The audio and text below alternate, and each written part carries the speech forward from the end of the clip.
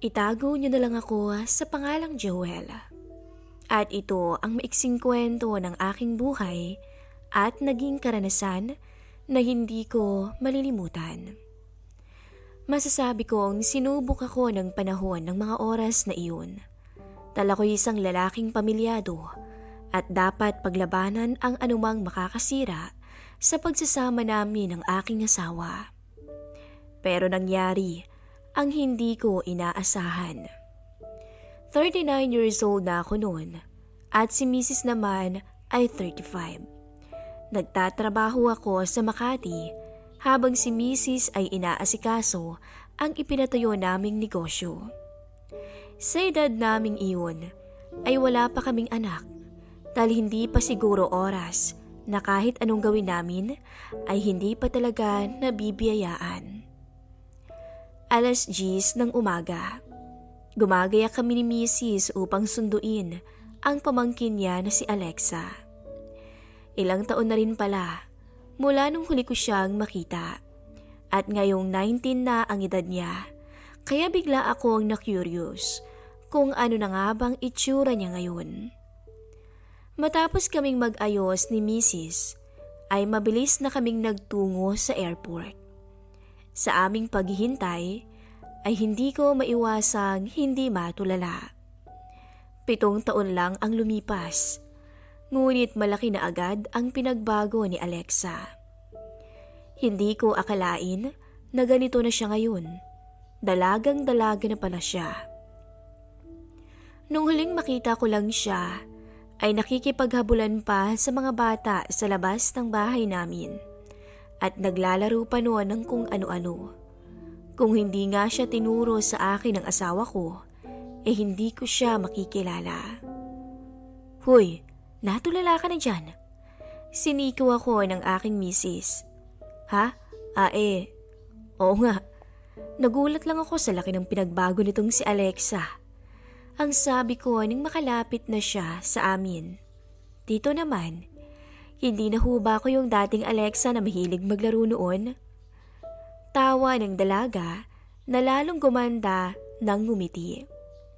Pwede mo na siyang ihanay sa mga dalagang artista na napapanood sa TV. Ganun talaga kapag nasa ibang bansa, mas lalong gumaganda. Maganda ba naman ang lahi namin Sagot ni Mrs. "O siya, maganda na kayo." Biro ko pa sa dalawa. "Halina kayo at nang makapagpahinga na rin si Alexa." Okay lang po ako." Sagot naman niya at nagulat pa ako nang agad siyang kumapit sa braso ko bago naman namin tinungo ang sasakyan. Sa amin halos lumaki at nanirahan si Alexa, na anak ng nakababatang kapatid ni Mrs. Nurse sa US ang mommy niya. Nang makapagtrabaho doon ay sa amin muna iniwan si Alexa. Hanggang ma-petition siya nung nasa tamang edad na ito. Matagal nang yumao ang tatay niya at wala naman siyang ibang pinagkakatiwalaan kundi kaming mag-asawa lang nung time na yun. Sa unahan ng kotse umupo si Alexa.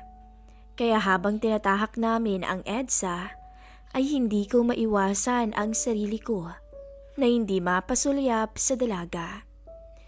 Noon pa man ay makinis at maputi na si Alexa. Ngunit mas gumanda pa ngayon ang kutis nito. Nakapusod ang mahaba niyang buhok kaya litaw ang kanyang batok na para bang di pa nadidikitan ng alikabok. Naka-short si Alexa at walang manggas na blouse. Halatang hindi nasanay sa init ng Pinas. Napasulyap tuloy ako sa kanyang legs nang hindi sinasadya. Hindi na kasi tulad ng dati. Ngayon ay ganap nang binibini si Alexa. Masasabi kong malayong mas maganda siya sa misis ko noong nakilala ko to at niligawan. May hawig sila, pero iba ang dating ng balak-balikbayang dalaga. Nakakalaso ng katinoan. Pilit kong kinukumbinsi ang sarili ko ng mga oras na yun. Alam kong mali na ang tinatakbo ng isip ko. Lihim na lang akong napangiti at napailing habang pilit na inaalis sa aking isipan ang itsura ni Alexa na hindi mawala-wala ng mga oras na yun. Mabilis lumipas ang 3 linggo. Ilang araw na lang ay babalik na ulit sa States si Alexa para ipagpatuloy ang kanyang pag-aaral. Masaya naman ang bakasyon niya dito dahil naigala namin siyang mabuti sa mga lugar na nais niya at dati niyang pinapasyalan noon pa. Hanggang sa dumating yung araw na hindi ko inaasahan na dadaan sa buhay ko. Itunuring ko tong pagsubok na hindi ko nakayanan bilang lalaking may asawa na. Isang gabi noon, wala sa bahay ang misis ko. May overnight seminar ang opisina nila sa Tagaytay. Makakatulog na sana ako nang may biglang nagbukas ng pinto ng kwarto namin. Tito Joel, gising ka pa? Dumungaw sa loob ng kwarto si Alexa. Oh, bakit, may problema ba? Wala naman po, hindi lang kasi ako makatulog sa room ko eh. Ang init-init kasi. At parang hindi na ako sanay mag-isa. Pwede ba akong makitulog dito? Naka-aircon naman ikaw, right? Ha? Sige. Halika dito. Sa kama ka na lang at dyan na lang ako sa sahig maglalatag. Bumangon ako upang ayusin sana ang higaan ko sa may sahig. No, wag na po. Tabi na lang tayo dito sa may bed. Wala naman po si tita eh, kaya tabi na lang tayo. Sabi niya pagkasara niya ng pinto at naglakad papalapit sa pwesto ko. Natulala akong muli nang makita siya.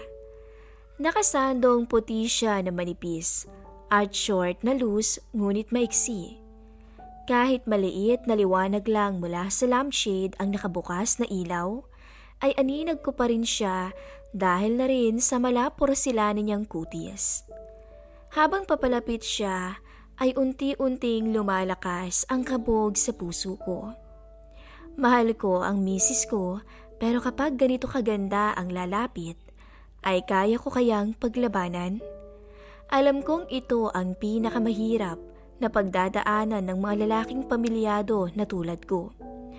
Ang kusang lapitan ng isang biyaya. Bigla akong kinuha ang isang unan at pasimpleng itinakip sa aking sarili. Nakakahiya naman kasi sa dalaga kung mahalata niya na nadala ko sa kanya. At baka isipin pa niya na ang mister ng tiya niya ay bastos pala. Nakashort din lang ako at santo ng mga oras na yun. Hindi ko kasi inaasahan na pupuntahan pala ako ni Alexa.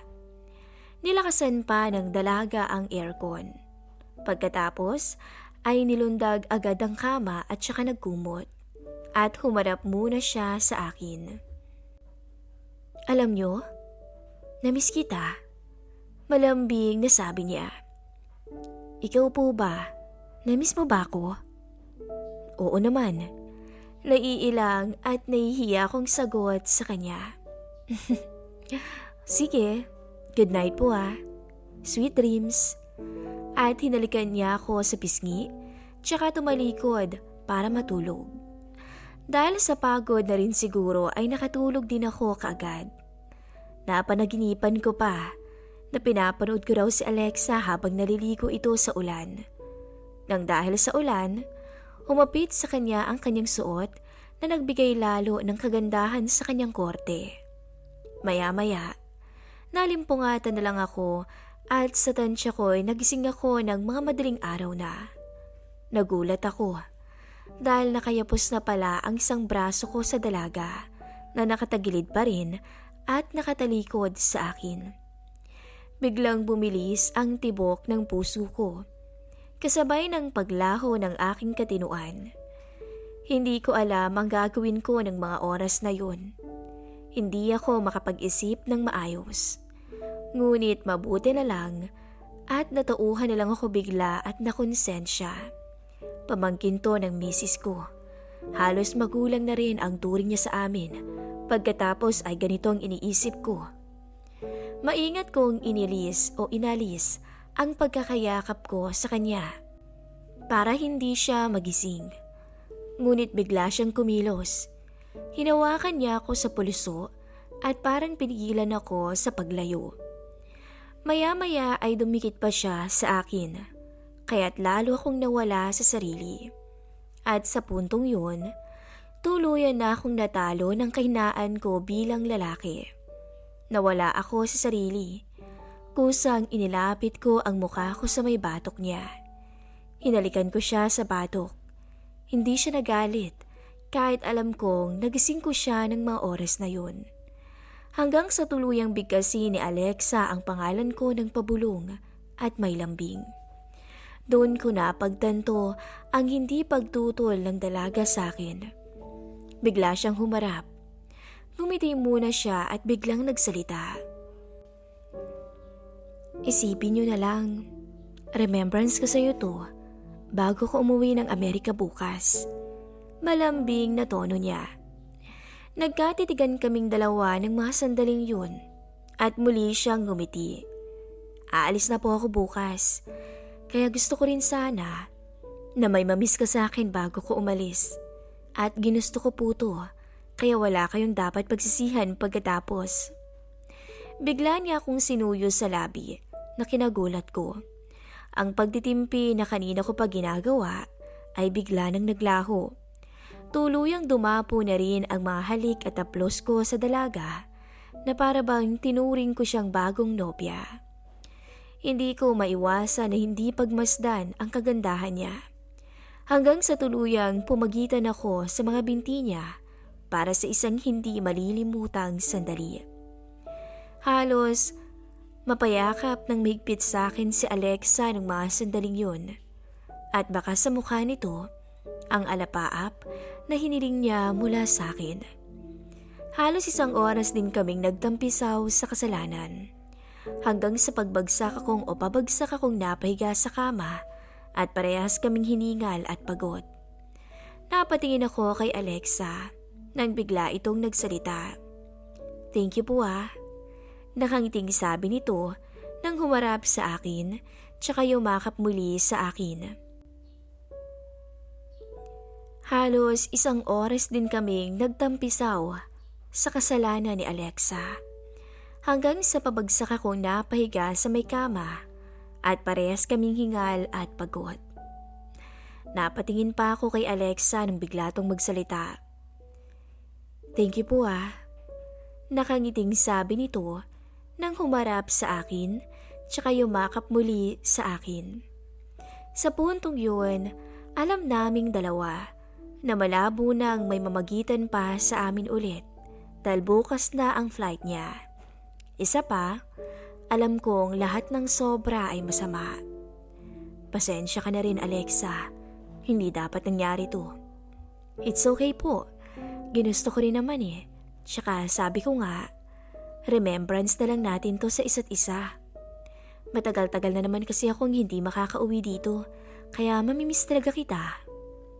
Doon niya inamin na attracted daw talaga siya sa mga lalaking mas may edad na, malayo ang edad sa kanya. Hindi niya raw alam, pero ako raw ang una niyang napansin nang makauwi siya sa Pinas. Pagdating ng umaga ay dumating na rin si Mrs. Nakaayos na noon si Alexa dahil iahatid na namin siya sa airport. Kapag nagkakatinginan kaming dalawa, ay isang matamis na ngiti ang ibinibigay niya sa akin. Palihim na lang din akong napapangiti. Nang makarating kami sa airport, ay nagpaalam na sa amin si Alexa. Yumakap siya sa asawa ko at maging sa akin. Bago siya humiwalay, ay may binulong pa siya. Sa susunod po ulit sabay kindat niya sa akin. Ako naman ay napangiti na lang sa kapilihan ng dalaga. At lumipas ang sandali, ay tuluyang kumuway na siya sa amin at tuluyan nang umalis. Palagay mo ba, nag-enjoy sa bakasyon niya ang pamangkin ko? Tanong sa akin ang misis ko nang makasakay na ng eroplano si Alexa. Napatawa naman ako at muling inaalala ang binulong ni Alexa. Oo naman, nakita mo naman sa mga ngiti niya kanina, di ba? Sagot ko naman sa misis ko habang papauwi na kami. At yun na, ang masasabi kong hindi ko inaasahang sandali ng buhay ko. Sabihin man nating mali at hindi dapat, ay itunuring ko na lang na matamis na alaala na kailanman ay hindi ko malilimutan. Hanggang dito na lamang po at maraming salamat.